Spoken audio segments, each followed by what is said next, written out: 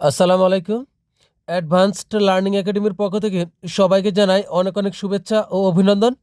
সুপ্রিয় অষ্টম শ্রেণীর শিক্ষার্থীরা, আজ সমাধান করব তোমাদের গণিত বইয়ের অনুশীলনী 11 অর্থাৎ তথ্য ও উপাত্ত। এই অনুশীলনীর আজ সমাধান করব অঙ্ক নং 3। এটা দেওয়া আছে তোমাদের গণিত বইয়ের পৃষ্ঠা 172। দেখো 3 নং প্রশ্নে দেওয়া আছে নিচের সারণী থেকে গড় নির্ণয় করো। তো আমি আবার বলতেছি, দেখো 3 নং প্রশ্নে দেওয়া আছে নিচের সারণী থেকে গড় নির্ণয় করো। তো এখানে কিন্তু একটা সারণী দেওয়া আছে, এই সারণী থেকে আমাদের শুধুমাত্র গড় নির্ণয় করলেই শেষ। তো চলো আমরা 3 নং অঙ্কটি সমাধান করি। গড় নির্ণয় করার জন্য আমাদের ঠিক এমন একটি সারণী লাগবে। এখানে আমাদের উল্লেখ আছে, দেখো কি কি, দৈনিক আয় টাকায়, এটা যা আছে আমরা ঠিক এখানে কিন্তু তাই উঠেছি, দৈনিক আয় টাকায়। আর এটা এখানে আছে পাশাপাশি, হ্যাঁ এখানে পাশাপাশি আছে 2210 থেকে 2215, এভাবে পাশাপাশি আছে, কিন্তু আমরা এখানে এটা লাইন বাই লাইন নিচে নিচে লিখেছি। এরপরে গণসংখ্যা প্রশ্নে যা ছিল ঠিক তাই উঠাইছি। গণসংখ্যা যেটাকে আমরা প্রকাশ করি এফআই দ্বারা, এটা পাশাপাশি ছিল, এখানে পাশাপাশি এটা আমরা নিচে নিচে লিখেছি। আর এখানে হচ্ছে এফআই, গণসংখ্যা এফআই দ্বারা প্রকাশ করে, আর এখানে এফআই এর সাথে এক্সআই গুণ অবস্থায়। এই অঙ্কটি একটু ভিন্ন রকম।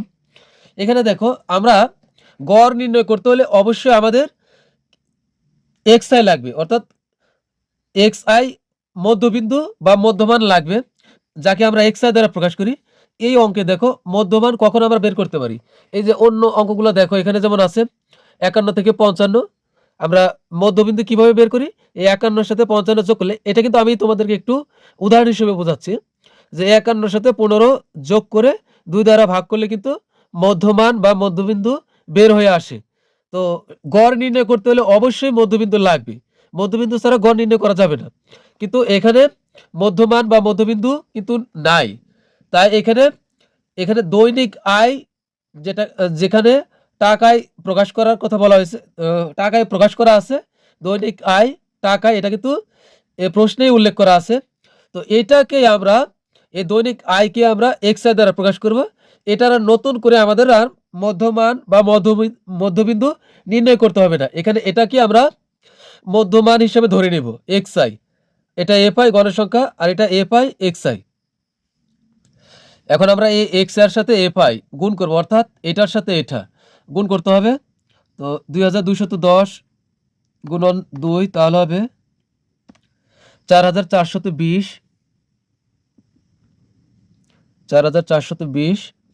এরপরে গুণ করব হলো ওইটার সাথে 2215 সাথে গুণ করব হলো 3, 2215 গুণন 3, তবে 6645।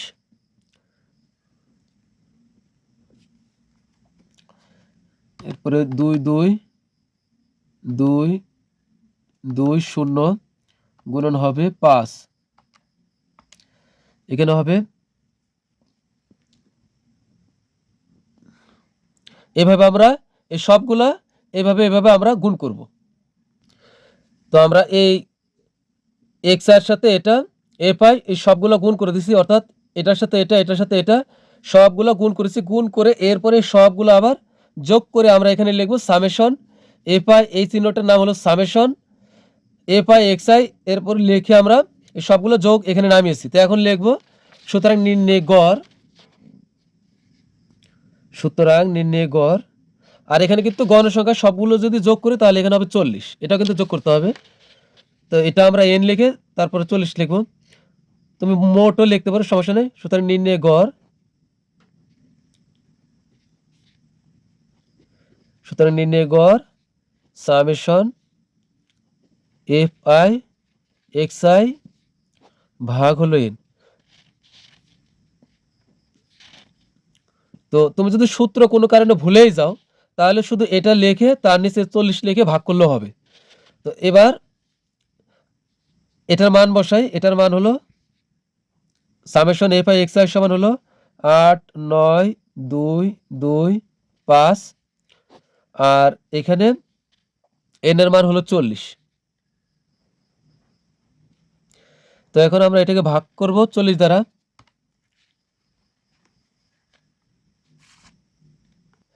তো এখন আমরা 8, 9, 2, 2, 5 অর্থাৎ 89,225 একে 40 দ্বারা ভাগ করব। 8, 9, 2, 2, 5 ভাগ হলো 40, তাহলে এখানে হবে 2,230, 2,230.625 আছে এখানে।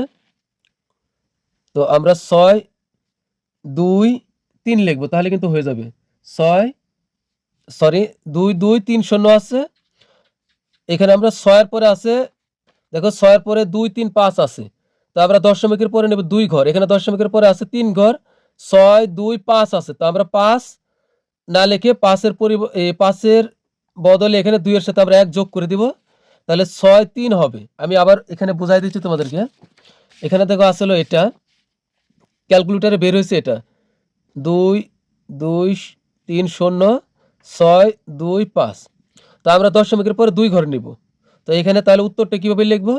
2, 2, 3, 0, দশমিক 6, 2 দশমিকের পরে 2 ঘর নিব, 6 লিখবো।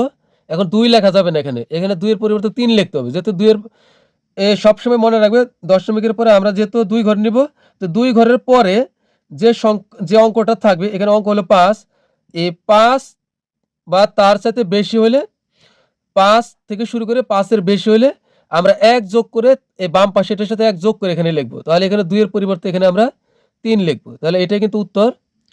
তো আমাদের পাঠ্যবের উত্তরে কিন্তু দশমিকের পরে একটু ভুল আছে, তো এখানে এটাই হবে আমাদের উত্তর। তো এখানে প্রায় লিখবো।